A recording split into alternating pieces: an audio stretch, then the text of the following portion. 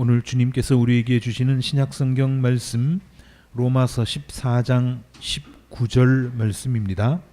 그러므로 우리는 서로 화평을 도모하는 일과 서로 덕을 세우는 일에 힘을 씁시다. 아멘. 해마다 우리는 8월 둘째 주일을 평화 통일 주일로 지키고 있습니다.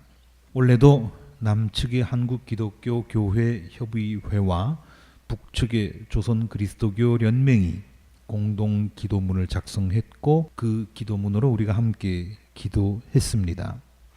남과 북과 남의 통일이 속히 이루어지기를, 그뿐만 아니라 여러분의 삶 속에서도 갈라진 것들이 성령 안에서 모두 다시 이어지기를 주님의 이름으로 축복합니다.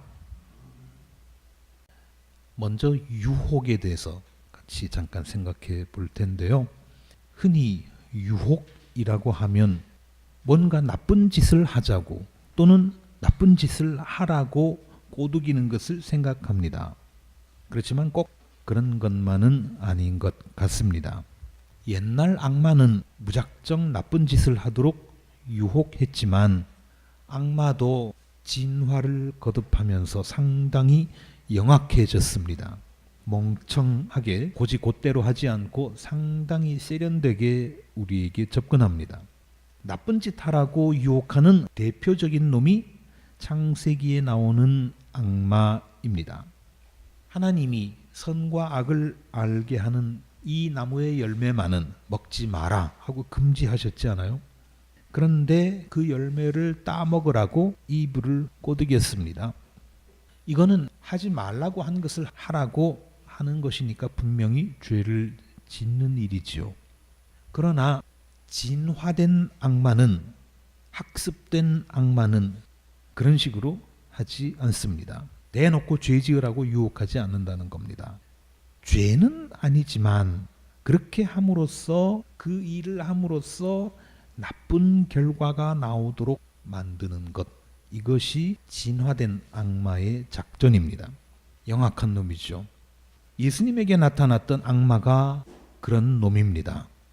예수님께서 40일 동안 금식을 마치셨을 때 악마란 놈이 나타났죠. 그리고 예수님을 꼬드겼습니다. 야, 예수야, 너 40일 동안 밥 안 먹었지? 금식했지? 배가 많이 고플 거야. 여기 돌이 있잖니? 이 돌 가지고 빵 만들어 가지고 먹어봐. 그러면 네 배가 불러서 좋고, 그리고 그것을 남들이 보면 뭐라고 하겠니? 이야, 대단하다. 돌 가지고 빵을 만들다니. 그렇게 말하지 않겠어? 너 하나님 나라 만든다며. 그러려면 사람들을 많이 모아야 될 거 아니야. 사람들의 이목을 끌어야 될 거 아니야. 이보다 더 좋은 방법이 어디 있겠어? 한번 해봐. 해봐. 그렇게 유혹을 했습니다. 그 뒤에도 악마는 이런 식의 유혹을 2번을 더 했는데요. 성전 꼭대기에서 뛰어내리라고 했죠. 이것도 사람의 이목을 집중시키라는 주문입니다. 그리고 또 하나, 자기한테 절을 하라고 합니다. 물론 뿔 달리고 검은 옷 입고 얼굴 시꺼멓고 그런 악마가 나한테 절해라 그러면 너 악마지, 나 안 할 거야 그러겠지만, 악마가 그 정도 대비를 안 하고 나오겠습니까? 나한테 절해봐. 그러면 이런 거 저런 거 신경 쓸 필요 없이 나한테 절만 하면, 나한테 잘 보이기만 하면, 내 말만 들으면 내가 알아서 다 해줄 거야. 얼마나 편하겠습니까? 자, 그런데 돌로 빵을 만드는 것도 그렇고, 성전 꼭대기에서 뛰어내리라는 것도 그렇고, 사람이 사람한테 절하는 것도 그렇고, 그 자체가 죄는 아니죠. 그렇지만은 그것은 정도가 아니기 때문에 문제가 되는 겁니다. 나머지 2가지는 일단 접어두고 나중에 이야기하기로 하고요. 첫 번째 유혹만 잠깐 생각해 봅시다. 돌로 빵을 만들어라. 빵이라는 게 원래 어떻게 만들어집니까? 밭에다가 씨를 뿌려서 밀농사를 짓고 추수를 해서 밀가루를 만든 다음 조리 과정을 거쳐서 비로소 빵이 되죠. 그런데 악마는 그런 과정을 다 생략하라 이겁니다. 바로 돌로 빵을 만들어라. 그런 유혹입니다. 그러면 당장은 편하겠죠. 그러나 그게 그렇게 간단한 일이 아닙니다. 세상 만사가 그렇게 흘러가면 우주 질서가 얼마나 뒤죽박죽이 되겠습니까? 농사를 짓지 않으면 땅이 황폐하게 되지요. 땅이 황폐해지면 땅 속에 살던 미생물들이 다 죽습니다. 벌레들과 새들도 살아남지 못합니다. 동물, 식물뿐만 아니라 사람도 마찬가지입니다. 일터가 없어지면 사람의 몸과 마음이 피폐해집니다. 참 여러 가지로 애로사항이 많습니다. 단 한 번인데 어떻겠어? 너 한 사람인데 어떻겠어? 그렇게 생각할지 모르지만 언제나 문제는 한 번쯤이야 하는 것, 나 하나쯤이야 하는 것, 거기서부터 시작됩니다. 이게 바로 악마가 노리는 파멸입니다. 조그만 틈바구니를 쑤셔서 나머지 전체를 파괴시키려고 하는 공작이라 이 말입니다. 창세기에서 아담과 이브를 유혹한 악마는 뱀의 모습으로 등장했죠. 예수님을 유혹한 악마는 모르는 사람의 모습으로 등장했습니다. 여기까지는 그래도 우리가 조심하면 유혹을 물리칠 수가 있을 겁니다.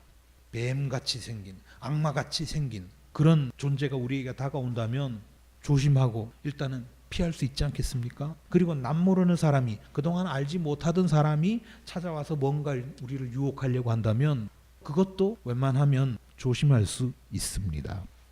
그런데 악마가요, 잘 아는 사람의 모습으로, 사랑하는 사람의 모습으로 등장한다면 어떻게 될까요? 이건 정말 어렵습니다. 식별하기도 어렵고요. 그 유혹을 떨쳐버리는 것도 어렵습니다. 성경에 그런 얘기도 나오는데요. 예수님께서 한 번은 높은 산에 올라가셨습니다. 그때 누구랑 같이 갔는가 하면 예수님이 가장 사랑하는 제자, 가장 가까이 다니던 제자 세 사람하고 함께 올라갔습니다. 누굽니까?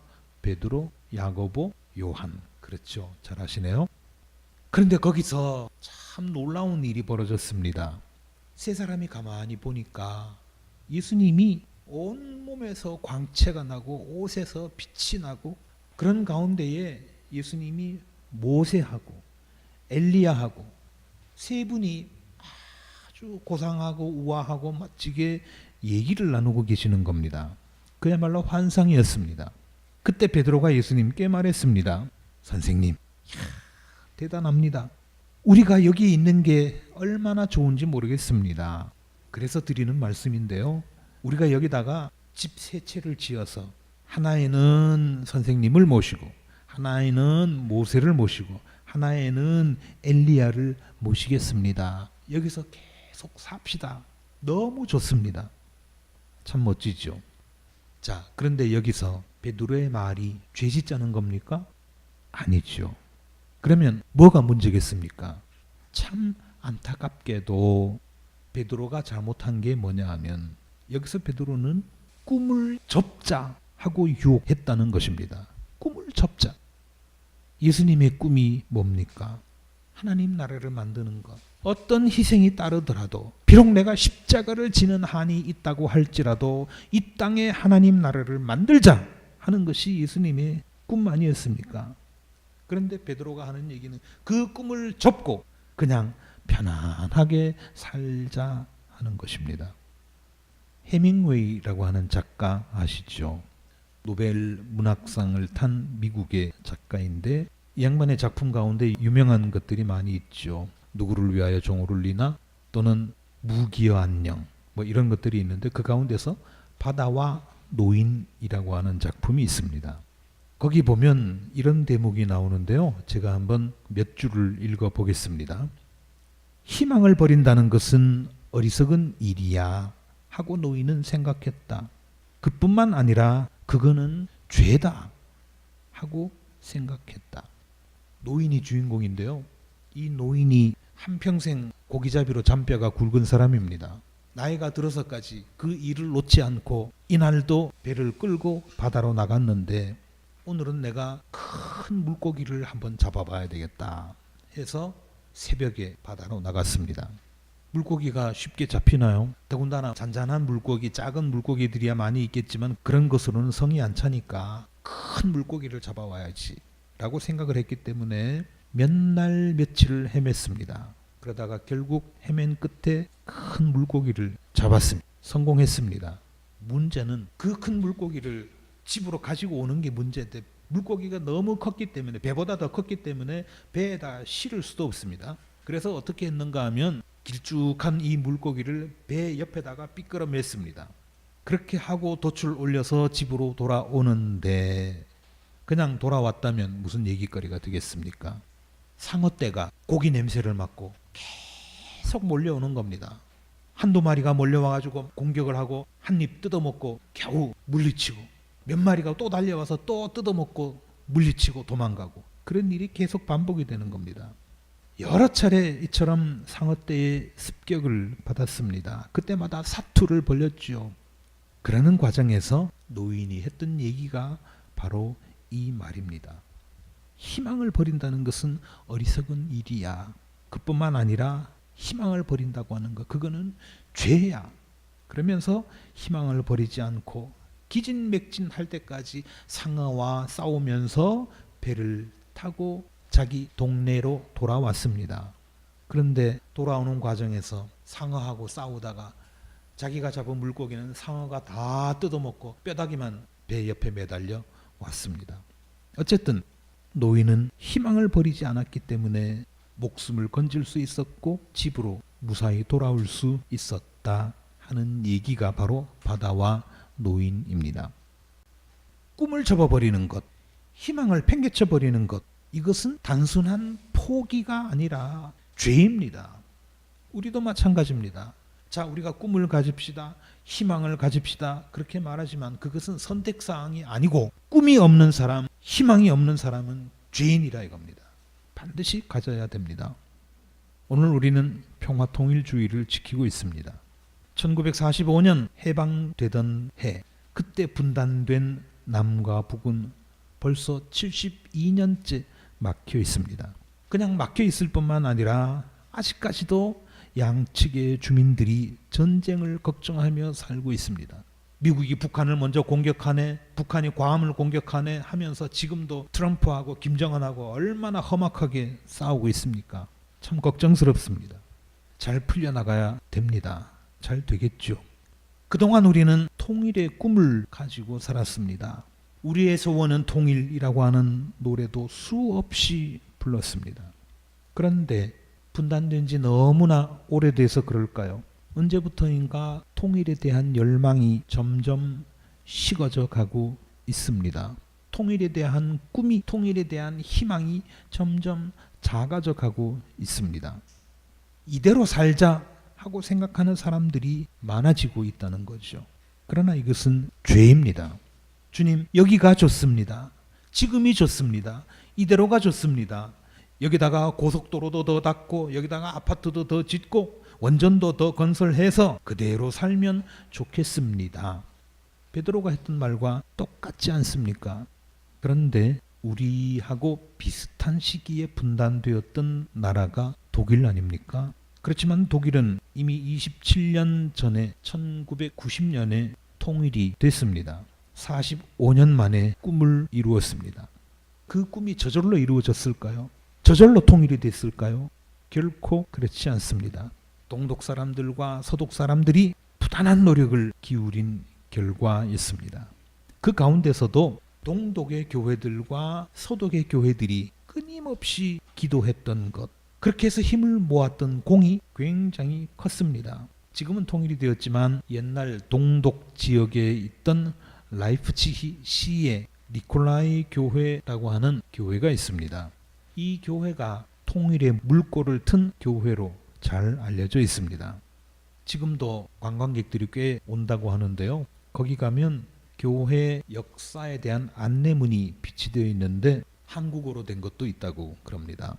그 안내문에 이런 글이 있다고 들었습니다. 뭐라고 되어 있는가 하면 자기들 교회 역사를 쭉 기록하면서 촛불을 들려면 두 손이 필요했습니다. 촛불이 꺼지지 않도록 한 손으로 가려야 하기 때문이죠. 촛불을 쥔 손으로는 돌멩이와 몽둥이를 들 수 없었습니다. 이렇게 적혀 있습니다. 그 교회에서는 매주 월요일 오후 5시에 사람들이 모여서 촛불을 들고 기도회를 했습니다. 동독 쪽에 있던 교회니까 경찰이 가만 놔두려고 하지 않았겠죠. 계속해서 방해합니다. 사람들이 그 교회로 드나드는 것을 수시로 감시합니다. 그런 가운데서도 그들은 단 한 번도 쉬지 않고 통일을 기원하며 촛불을 들고 기도를 했습니다. 짱돌을 던지거나 그렇게 하지 않고 강목을 들거나 그렇게 하지 않고 오로지 촛불을 들고 하느님 앞에 기도했습니다. 그런 믿음이 바탕이 되어서 동독과 서독의 통일운동이 들불처럼 일어났고 드디어 1989년 베를린 장벽이 무너졌고 1990년 10월 달에 통일이 성사됐습니다. 이제 이 지구상에 분단된 나라는 한민족이면서 분단된 나라는 남과 북밖에 없습니다. 저는 지난 2005년 10월 15일 평양 칠골교회에서 칠골교회 교우들과 함께 통일을 기원하는 예배를 드렸습니다. 그 사람들도 우리가 쓰는 성경을 사용하고 있었고 공동번역 성경이었습니다. 찬송가도 우리가 쓰는 것과 비슷한 것을 쓰고 있었습니다. 북한의 교회들이 한국전쟁, 6.25 전쟁 이후에 거의 없어졌지만 아직까지 명맥은 유지하고 있습니다. 얼마나 다행한 일인지, 얼마나 감사한 일인지 모릅니다. 오늘 우리가 한 것처럼 남과 북의 교회가 같은 꿈을 가지고 함께 기도하면 머지않아 그 꿈은 반드시 이루어질 것입니다. 아무쪼록 남과 북, 북과 남의 평화 통일이 하나님의 뜻 안에서 속히 이루어지기를 주님의 이름으로 기원합니다.